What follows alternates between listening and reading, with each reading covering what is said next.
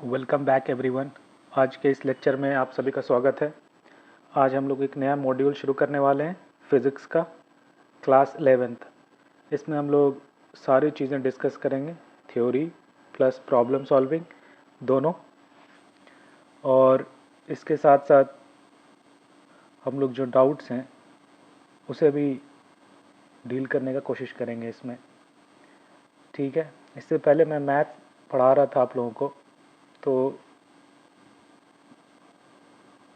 इससे पहले आप लोगों का मैथ्स का लेक्चर चलता था, तो उसको भी थोड़ा ब्रेक देता हूँ और थोड़ा फिज़िक्स शुरू करता हूँ।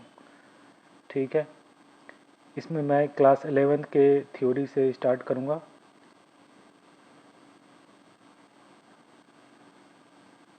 इसमें अपन लोग क्लास 11 से स्टार्ट करेंगे। ठीक है, तो आज का लेक्चर ये इंट्रोडक्टरी लेक्चर है। इसमें मैं ज़्यादा कुछ नहीं पढ़ाऊँगा, बस आप लोगों को जो पढ़ना है उसके बारे में बेसिक बताऊँगा और फिज़िक्स के बारे में थोड़ा बहुत चर्चा करेंगे। तो सबसे पहले देखिए कि जो 11th और 12th का आपका जो फिज़िक्स का सिलेबस है वो थोड़ा बड़ा है। ये क्या है, वास्ट है, बड़ा है। और बड़ा होने का रीज़न भी है क्योंकि जो भी चीज़ें आप ऑब्ज़र्व कर रहे हो ना अपने सराउंडिंग में, वो सारी चीज़ें एक्सप्लेन हो जाती है 11th और 12th के फिज़िक्स से। मतलब कि आप अपने आसपास क्या देख रहे हो, मैकेनिक्स की ढेर सारी चीज़ें देख रहे हो, है ना। आप अपने आसपास लाइफ में क्या देख रहे हो, चीज़ों को मूव करता हुआ देख रहे हो, यानी मैकेनिक्स। ये पूरा आपको पढ़ना है। मैकेनिक्स में भी आपका अलग अलग चीज़ें हैं। एक सिंपल मोशन है ऑब्जेक्ट्स का, है ना।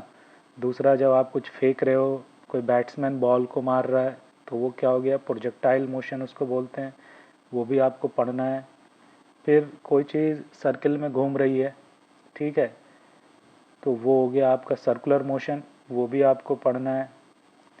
फिर कोई पहिया वगैरह घूम रहा हो तो उसको बोलते हैं रोटेशन, वो भी आपको पढ़ना है। तो हर तरह का मोशन जो है आपको पढ़ लेना है इसमें। ठीक है, उसके बाद आपको पढ़ना है अगला, ग्रेविटेशन। आप देखते हो अर्थ जो है वो सन के राउंड मूव कर रहा है, मून जो है वो अर्थ के राउंड मूव कर रहा है, क्यों मूव कर रहा है, तो ग्रेविटेशन, ये भी आपको पढ़ना है। उसके बाद फिर आप जिस मीडियम में रहते हो उसमें चारों तरफ हवा है, आप जिस गाड़ी से चलते हैं उसमें इंजन है, उसमें आपका पेट्रोल बर्न होता है और चीज़ें मूव करती हैं, तो वो सब किससे गवर्न होता है, उसके लॉज आते हैं थर्मोडायनेमिक्स से, ये भी आपको पढ़ना है। तो थर्मोडायनेमिक्स पढ़ लोगे तो आप ये सब बेसिक चीज़ें सीख जाओगे। उसके बाद आपको फ्लूइड मैकेनिक्स भी पढ़ना है। ठीक है, पाइप में पानी अगर मूव कर रहा है तो उसका प्रिंसिपल क्या है, एरोप्लेन में लिफ्ट कहाँ से मिल रहा है, वो भी आप फ्लूइड डायनेमिक्स से ही पढ़ोगे, क्योंकि हवा भी क्या है, एक फ्लूइड है। लिक्विड प्लस गैस दोनों मिलके क्या होता है, फ्लूइड होता है। तो ये भी आपको पढ़ना है। उसके बाद वेव्स हो गया, लहरें जो बनती है, चाहे वो साउंड वेव्स हो या किसी स्ट्रिंग पे कोई वेव्स बन रहा हो, ठीक है, ये सारी चीज़ें आपको इसमें पढ़नी है, तो वो भी एक्सप्लेन हो गया।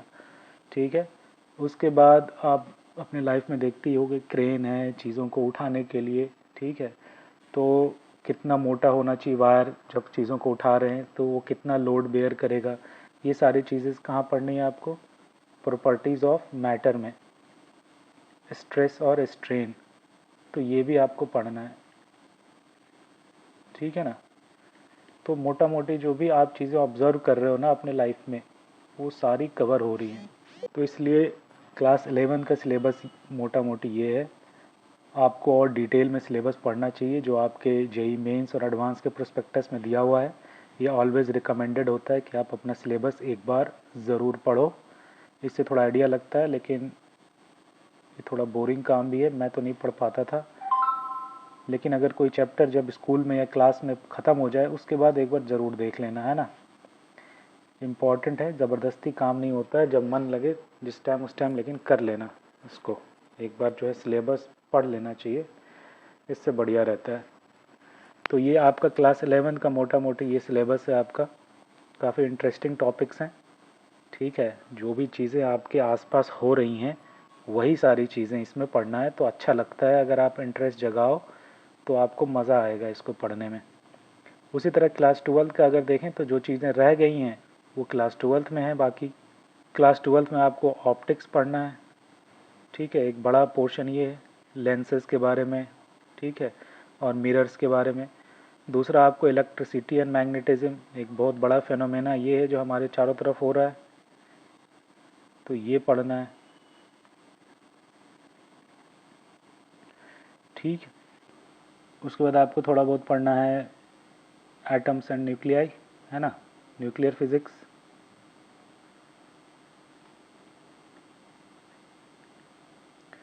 और इलेक्ट्रोमैग्नेटिक वेव्स मान लीजिए वो इसी में आ गया, और थोड़ा बहुत सेमीकंडक्टर के बारे में। तो ये बेसिक सिलेबस है आपका क्लास 12th का, ठीक है। इसको डिटेल्स में आप पढ़ेंगे तो ये सारी चीज़ें भी आपके चारों तरफ हो रही हैं सराउंडिंग्स में, ठीक है। तो इसीलिए आपका जो सिलेबस वास्ट तो है, टॉपिक बहुत सारे हैं, लेकिन इंटरेस्टिंग है। फिज़िक्स कहीं से भी बोरिंग नहीं है। आपका क्लास 11th और 12th का इंटरेस्टिंग है, मतलब आपको इन्जॉय करते चलना है फिज़िक्स को। अगर आप इन्जॉय नहीं करोगे तो फिर क्या होगा, आपको ये भारी लगने लगेगा, और भारी लगना कोई भी चीज़ का अच्छी चीज़ नहीं है, ठीक है ना। हल्का लगना चाहिए चीज़ें। तो हल्का लगने के लिए कैसे क्या काम करें इसमें फ़िज़िक्स में, तो देखिए फ़िज़िक्स का डेफिनेशन क्या है, अपन शुरुआत उसी से करेंगे। फ़िज़िक्स के बारे में थोड़ा पढ़ लें। फ़िज़िक्स का डेफिनेशन हम सबको पता है, बहुत क्लासिक डेफिनेशन है। क्या है? Physics is a science of observation, है ना, यही पढ़ते आ रहे हैं। ऑब्जर्वेशन का साइंस है भैया ये, ठीक है।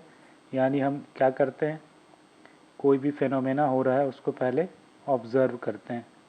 तो सबसे पहले हम लोग क्या करते हैं, किसी भी फेनोमेनन को ऑब्ज़र्व करते हैं, उसे देखते हैं, ठीक है ना, कि अगर एप्पल पेड़ से गिर रहा है तो वो नीचे ज़मीन में ही क्यों गिर रहा है, आसमान में क्यों नहीं जा रहा है, ठीक है।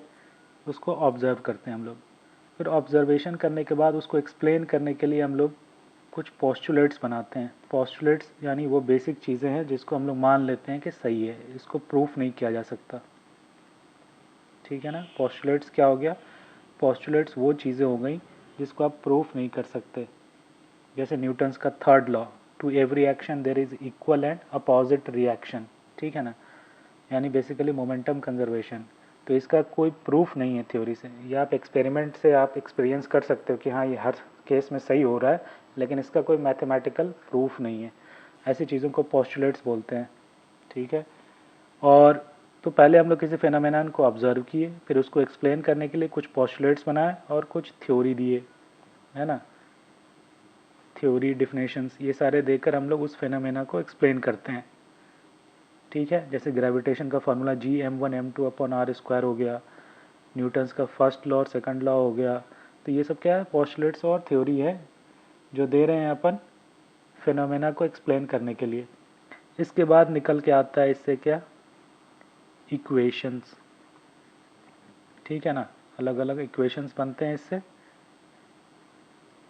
थ्योरी से। जैसे एग्जांपल आपका हो गया F = मास इंटू एक्सेलरेशन, ठीक है। जैसे ग्रेविटेशन का मैंने बताया, तो ये इक्वेशंस बन के आता है। तो स्टार्टिंग पॉइंट आपका ऑब्जर्वेशन है, फिर थ्योरी है, फिर इक्वेशन है, और फिर उसके बाद आपको क्या करना है, इक्वेशन के बाद आपको जेई के एग्ज़ाम में बैठना है, और इक्वेशन के बाद आपको क्या करना है, फिर आपको प्रॉब्लम सॉल्व करना है, जेई के एग्ज़ाम में बैठना है ना। तो प्रॉब्लम्स आपको सॉल्व करने हैं using this equation, this theory, सब मिला जुला के आपको प्रॉब्लम सॉल्व करने हैं। प्रॉब्लम सॉल्व करने के लिए आपका, और जितना तगड़ा आपका ऑब्जर्वेशन होगा ना, उतना आसानी से प्रॉब्लम सॉल्व होगा। यानी प्रॉब्लम सॉल्व करने के लिए आपको क्या चाहिए, विजुअलाइजेशन। जो प्रॉब्लम में दिया हुआ है उसको अगर आप विजुअलाइज कर लो, उसको इमेजिन कर लो।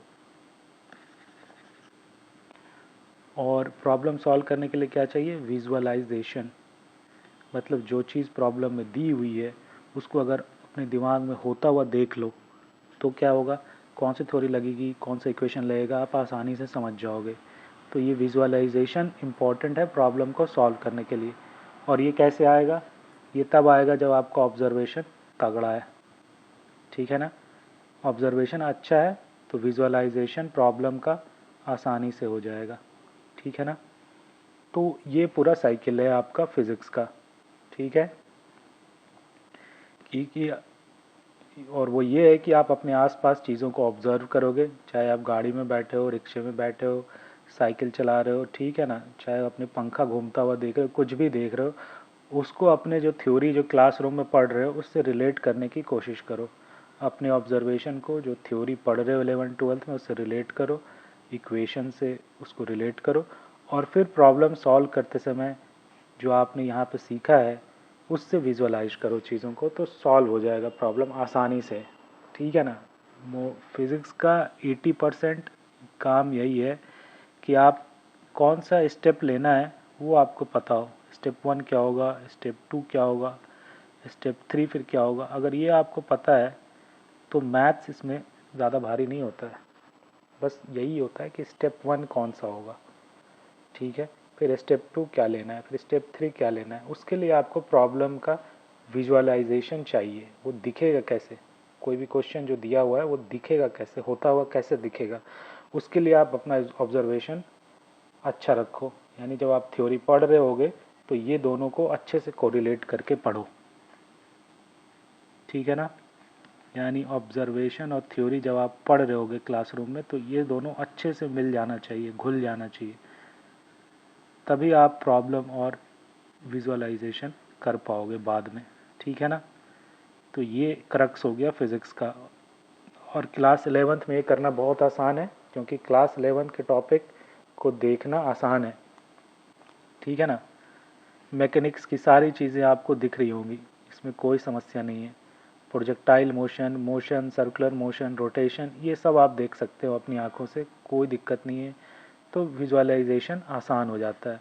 ग्रेविटेशन भी दिख रहा है, थर्मोडायनेमिक्स भी मोटा मोटी आप चीज़ों को देख पाते हो, फ्लूइड डायनेमिक्स भी दिख रहा है, तो ये सब विजुअलाइज आसानी से हो जाता है। उसी तरह वेव्स, ये भी आप एक्सपीरियंस कर रहे हो, प्रॉपर्टीज़ ऑफ मैटर, स्ट्रेस और स्ट्रेन, ये भी आप देख पाते हो। तो 11th के टॉपिक्स इसलिए इंटरेस्टिंग इसलिए हो जाता है क्योंकि आप सब कुछ देख पा रहे हो, तो उसको विजुअलाइज करना आसान है, सॉल्व करने में मज़ा आता है। 12th का जो टॉपिक है ऑप्टिक्स, तो चलिए दिखता है फिर भी, लेकिन इलेक्ट्रिसिटी एंड मैग्नेटिज्म में थोड़ा सा इमेजिनेशन लगाना पड़ता है, ठीक है। सेमीकंडक्टर में थोड़ा और इमेजिनेशन लगाना पड़ता है, और न्यूक्लियर फिज़िक्स में भी इमेजिनेशन लगाना पड़ता है। ये सब क्लियर कट दिखता नहीं है। यहाँ पे इफ़ेक्ट तो दिखता है, अपने लाइफ में अपन इफ़ेक्ट देख रहे हैं, पंखा घूम रहा है, बल्ब जल रही है, फ़ोन काम कर रहा है, ठीक है, तो इफ़ेक्ट दिखता है, तो थोड़ा विजुअलाइजेशन आसान है। लेकिन न्यूक्लियर फिज़िक्स में विजुअलाइजेशन बहुत कम हो पाता है, लेकिन टेंशन नहीं है, ये आसान टॉपिक है। तो इसलिए 12 थोड़ा सा अब्स्ट्रैक्ट है, लेकिन 11 तो बहुत मज़ेदार है। तो 11 भारी नहीं लगना चाहिए। आप ये चार्ट पे ध्यान दो, फिज़िक्स का बेसिक फंडा इतना सही है, ठीक है। तो ये हो गया आपका बेसिक इंट्रोडक्शन फिज़िक्स का। अगले लेक्चर से हम लोग थ्योरी पढ़ना शुरू करेंगे, ठीक है। बेसिक इंट्रोडक्शन मैंने बता दिया। अब क्या है, गाड़ी को थोड़ा स्टार्ट करने में जो है ना, थोड़ा शुरू में डगमगाता है, ठीक है। तो फिज़िक्स के भी जो इनिशियल 2-3 टॉपिक्स हैं जो मुझे काफ़ी बोरिंग लगते हैं लेकिन इम्पॉर्टेंट भी है, वो पढ़ाना पड़ेगा। तो मैं उतना डिटेल में नहीं पढ़ाऊँगा, बेसिक बेसिक बता दूँगा, ठीक है ना। अपना जो मेन टॉपिक स्टार्ट होता है वो मोशन से स्टार्ट होता है। फिज़िक्स मोशन तक अपने को पहुँचना है, यहाँ से फिर चीज़ें इंटरेस्टिंग है और अच्छा लगता है। ये फिज़िक्स का स्टार्टिंग पॉइंट है, मेन स्टार्टिंग पॉइंट, ठीक है ना। लेकिन यहाँ तक पहुँचने के लिए पहले हम लोगों को थोड़ा सा पढ़ना होगा, वो है एक बेसिक मैथमेटिक्स जो आप फिज़िक्स में यूज़ करोगे, ठीक है। दूसरा आपका होगा एरर इन मेज़रमेंट। ये एक टॉपिक है जिससे क्वेश्चंस आते हैं और ये आपको बेसिक बेसिक पता होना चाहिए। ये मैं उतना डिटेल में नहीं पढ़ाऊँगा, आप लोग पढ़ोगे अपने कोचिंग में, स्कूल में, तो ज़्यादा अच्छा लगेगा। और इसका प्रैक्टिकल जब करोगे तो और मज़ा आएगा, तब ज़्यादा अच्छे से विजुअलाइज कर पाओगे। उसके बाद एक है यूनिट्स एंड डायमेंशन, ये पढ़ाऊँगा। आसान टॉपिक है, ज़्यादा बड़ा नहीं है, लेकिन इससे क्वेश्चन आ रहे हैं। उसके बाद एक है वेक्टर्स, ये इम्पॉर्टेंट है, पूरा 12th और 11th में यूज़ होगा इसका। तो ये 4 टॉपिक पहले हमें पढ़ने हैं, उसके बाद फिर अपन मोशन से शुरू करेंगे, ठीक है। तो 4 हैं तो 5-6 लेक्चर में ख़त्म हो जाएगा। तो ये है बेसिक आज का इंट्रोडक्शन। आई होप कि आप लोग एक्साइटेड हो गए, और शेयर करते रहिए इसको और अपने दोस्तों को बताइए। मैं उम्मीद करता हूँ कि मैं सारे लेक्चर्स ले पाऊँगा, क्योंकि बिज़ी रहता हूँ तो लेक्चर्स बना नहीं पाता हूँ, लेकिन इस बार मैं उम्मीद करता हूँ कि पूरा कंप्लीट करना है मुझे। ठीक है, और ये लेक्चर सीरीज़ है किसके लिए, टारगेट किसको कर रहा हूँ मैं? इसमें जो मेरे टारगेट स्टूडेंट्स हैं वो हैं जो अभी क्लास 10 से जस्ट 11th में आ रहे हैं, है ना, जिन्होंने अभी 10th का बोर्ड एग्ज़ाम दिया है, जिनका रिज़ल्ट आ गया है और वो 11th में इंटर कर गए और बेसिक से स्टार्ट कर रहे हैं 11th को, उनके लिए ये लेक्चर सीरीज़ है। लेकिन जो ऑलरेडी 11th पढ़ चुके हैं या 12th पढ़ के ड्रॉप ले रहे हैं, वो लोग भी चाहें तो लेक्चर देख सकते हैं, उनका रिवीजन हो जाएगा और जो भी डाउट्स हैं वो क्लियर हो जाएंगे, क्योंकि मैं कॉन्सेप्ट काफ़ी डिटेल में बताने वाला हूँ। ठीक है, और प्रॉब्लम्स भी काफ़ी डिटेल में सॉल्व करेंगे, तो उनके लिए भी ये फ़ायदेमंद होगा, तो वो भी देख सकते हैं। लेकिन टारगेट वो हैं जो फ्रेश क्लास 11th में अभी इन कर रहे हैं, उनको डेफिनेटली मज़ा आएगा। तो वो ये लेक्चर सीरीज़ ज़रूर देखें, पूरा देखें और अपने दोस्तों के साथ शेयर भी करें। जितना अच्छा रिस्पांस रहेगा उतनी ज़्यादा गारंटी है कि लेक्चर सारे ले पाऊँगा मैं। ठीक है, तो आज के लिए इतना ही। अगले लेक्चर से हम लोग बेसिक मैथमेटिक्स शुरू करेंगे, ठीक है, जो आप लोगों को यूज़ में आएगा फिज़िक्स में। आज के लिए इतना ही बच्चों, थैंक यू।